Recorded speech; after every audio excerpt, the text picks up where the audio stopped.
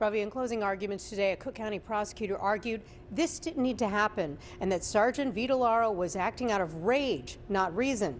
However, the attorney for Sergeant Vitellaro said this was simply an off-duty officer trying to recover stolen property.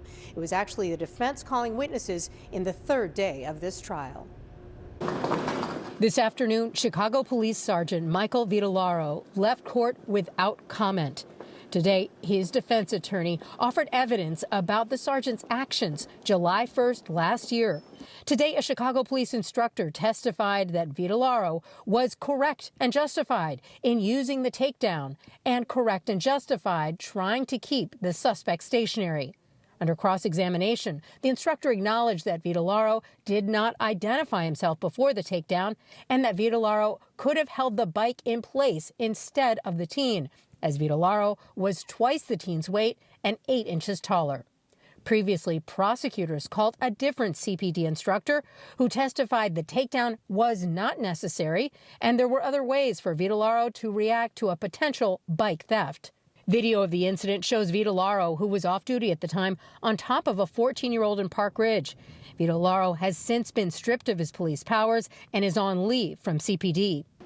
The teen's mother testified today, saying she shared the video of the incident on social media, and the family retained a private attorney shortly afterward to pursue civil action, as Vitellaro had not been charged criminally initially, telling the judge, "We were seeking justice." Vitellaro contends he was using proper technique to take down a bike thief suspect. The bike in question was Vitellaro's son's bike.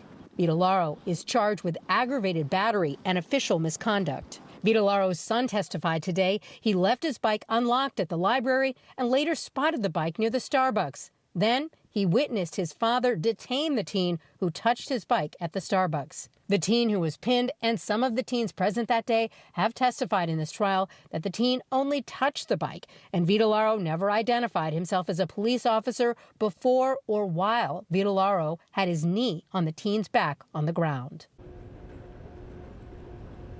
The judge also heard from another teenager this afternoon. That young man admitted taking the bike in question on a joyride from the library to the Starbucks, and he apologized for his actions.